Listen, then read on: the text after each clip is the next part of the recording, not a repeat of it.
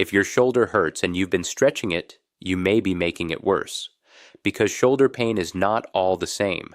One type may respond well to gentle movement, while another can get more irritated when you stretch the wrong area.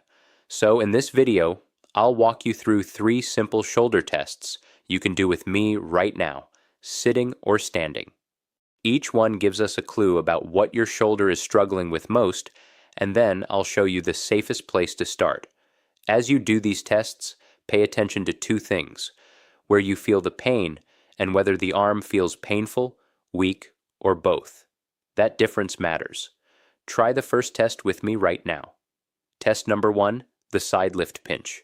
Let your arm hang relaxed by your side. Now, slowly lift it straight out to the side.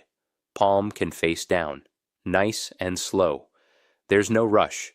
At first it should feel fine, no pain, but right around here, a pinch, a sharp ache, sometimes a catch that makes you stop. If you feel that anywhere through this middle range, that's your answer. You've just found your pinch zone. Now, here's the part that surprises people. Keep lifting past that painful area, and the pain often disappears again. Pain, then no pain. That pattern is the side lift pinch, and it tells us something very specific. There's a small gap right here between the arm bone and the bone on top of the shoulder. When the arm passes through that middle range, the structures inside that gap get squeezed. That's the pinch. You've probably felt it reaching for a plate in the cupboard, putting on a jacket, fastening a seatbelt, lifting a bag off the counter. If that sounds familiar, the exercises for this type are coming up. But first, let's check the other 2 tests, because many people have more than one type going on at the same time. By the way, clinicians call this the painful arc. Now you know why they call it an arc. Test number 2, the empty can. Hold your arm straight out in front of you, angled slightly to the side, about halfway between forward and sideways. Now turn your thumb down like you're pouring out a can of water. That's the position. Now try to hold it there. If someone is nearby, ask them to gently push your wrist down while you resist. If you're alone, use your other hand to press down lightly on the wrist while you try to keep the arm up.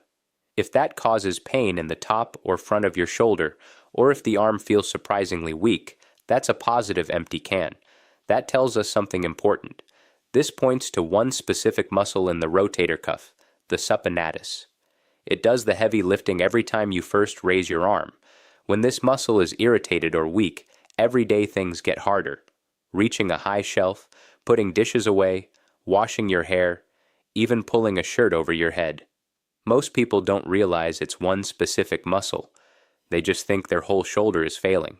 It's not. It's usually this one. The exercises for the empty can are coming up.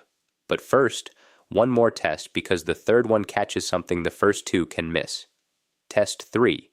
Outward turn, resisted external rotation. Bend the elbow to 90 degrees and keep it tucked against your side. Now try to rotate the forearm outward against a wall or door frame. If that causes pain in the outside or back of the shoulder, or it feels clearly weaker than the other side, pay attention to that. This is a very common pattern in people who notice pain while steering, pulling a door open, reaching for the seatbelt, or turning the arm outward.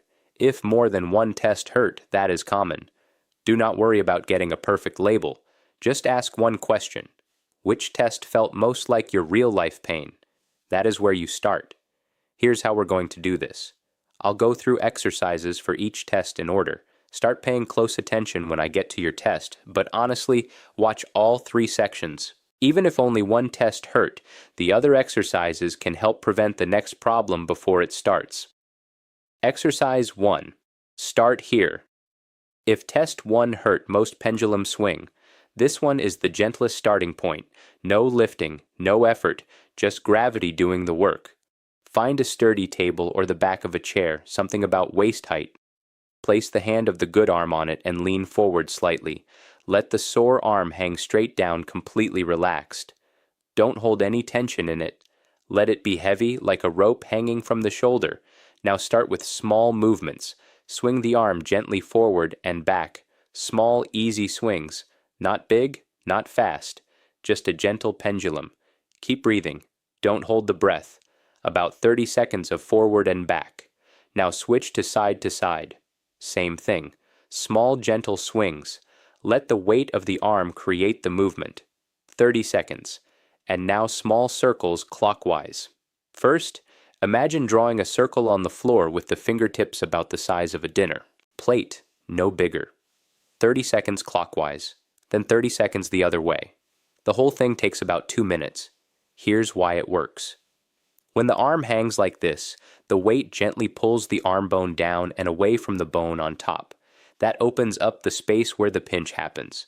It's one of the safest movements for a shoulder that's pinching because you're not lifting against gravity at all. A few things to watch out for. If you're swinging too big or too fast, the shoulder muscles will kick in and try to control the movement. That defeats the purpose. Keep it small and lazy. Also, don't round the back too much. A slight lean forward is enough. And make sure the support is solid. A wobbly chair is not ideal. If this already feels better than lifting the arm normally, that's a very good sign. It means the joint responds well to decompression. Remember that feeling. It's your baseline. Exercise 2, table slide. Now, we're going to start moving the arm through some range, but with support. The table does the heavy lifting here, not the shoulder. Sit at a table. Place a small towel or a cloth on the surface, something that slides easily. Now, place the forearm of the sore side flat on the towel, palm down. The elbow should be close to the body to start. Slowly slide the towel forward along the table. Let the arm glide out in front of you. Go until you feel a gentle stretch in the shoulder, not pain. The moment it starts to feel uncomfortable, stop there. Hold for a second. Then slide it back slowly. That's 1 rep. Let's do 8 to 10 of these. Slide forward. Pause.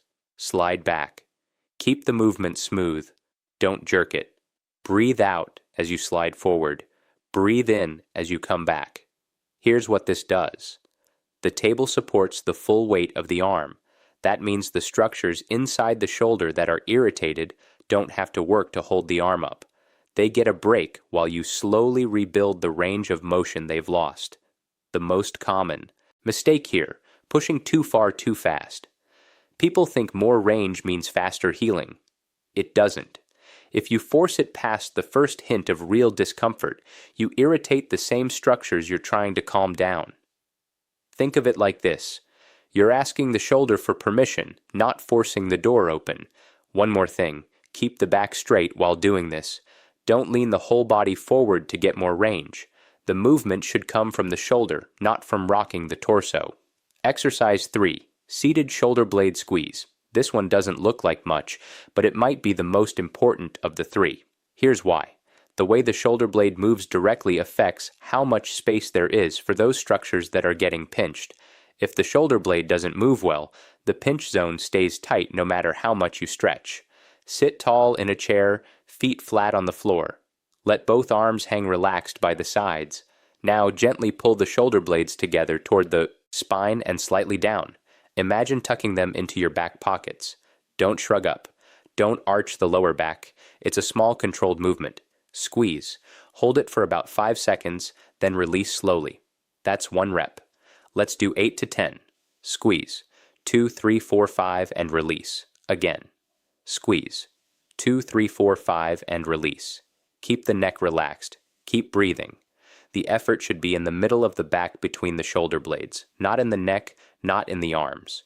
When the shoulder blades sit in the right position and move well, the bone on top of the shoulder lifts slightly and the pinch zone opens up. Many people notice that the side lift pinch test starts improving within 1 to 2 weeks of doing just this exercise. It's that directly connected. Do all 3 exercises, pendulum, table slide, shoulder blade squeeze once or twice a day. In the first 3 to 7 days, there might be some mild soreness after the exercises. That's normal. It means the muscles are waking up. Sharp pain during any of the movements is not normal. If it's sharp, reduce the range or the effort and try again the next day. If the empty can, start here. If test 2 hurt, most test was positive, the supinatus needs attention. This muscle is either irritated, weakened, or both. And the key to fixing it is not to push harder. It's to be smart about how you reload it. Calm it down first, then build tolerance. 2 exercises. Exercise 1, wall slide. Stand facing a wall about 1 step away. Place both forearms flat against the wall at roughly shoulder height, elbows bent. The forearms and palms should be in full contact with the wall. Now slowly slide both arms up the wall. Keep the forearms touching the wall the entire time. Go as high as comfortable. Don't force it past the point where the shoulder starts to resist. Then slide back down to the starting position. That's 1 rep. Let's do 8 to 10 of these. Slide up slow and controlled, and back down. Breathe out on the way up. Breathe in on the way down. Watch. Out for 2 things. First, don't let the forearms peel off the wall. If they start lifting away, you've gone too high. Come back down a bit.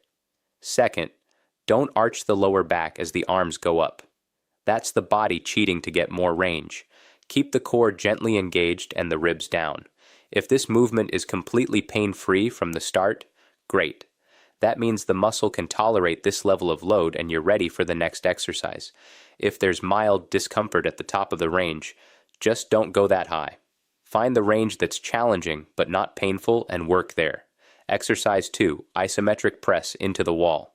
This is where real strengthening begins, but in the safest possible way. The muscle will work, but the joint won't move. Stand sideways next to a wall. The sore shoulder faces the wall. Bend the elbow 90 degrees so the forearm points forward. Now press the outside of the elbow gently into the wall. Push as if trying to lift the arm out to the side, but the wall won't let it move. Hold that press. Start with very light pressure, about 30% of maximum effort.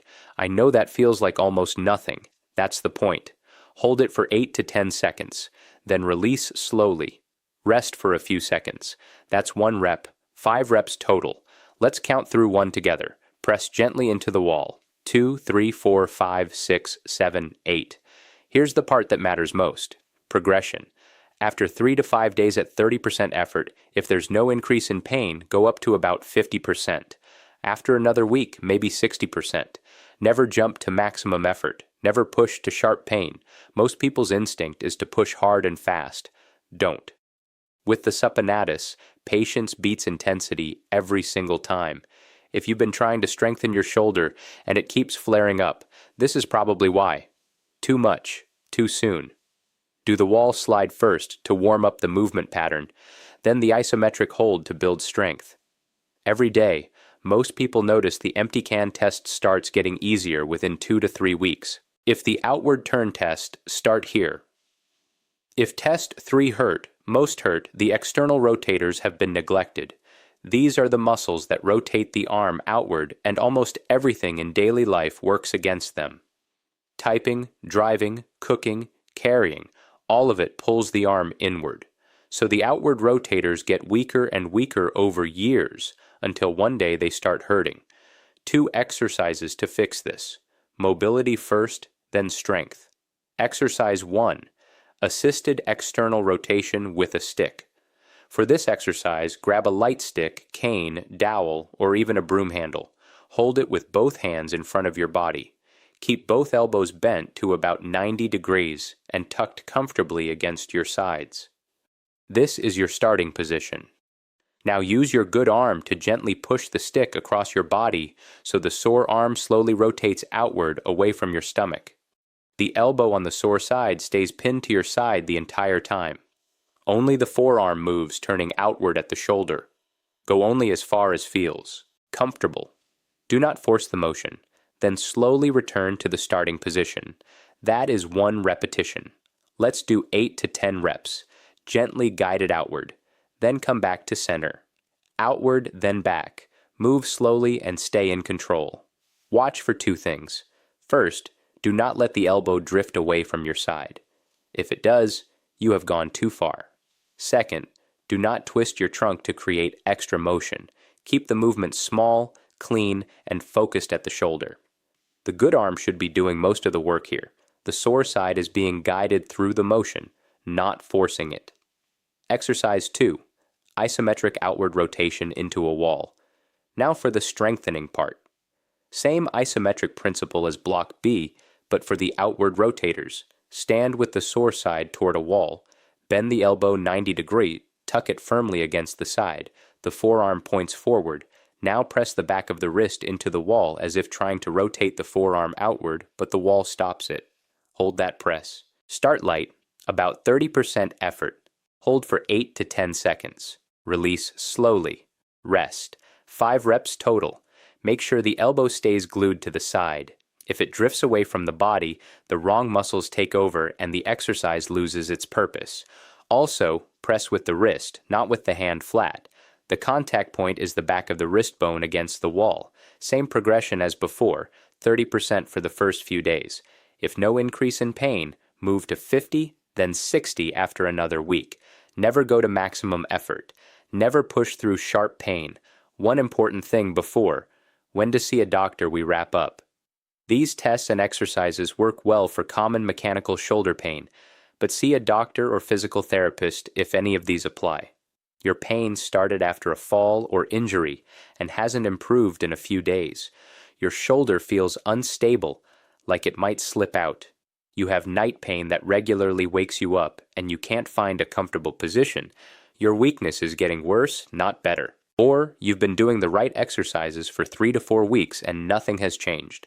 These could point to a tear, a fracture, or something that needs imaging.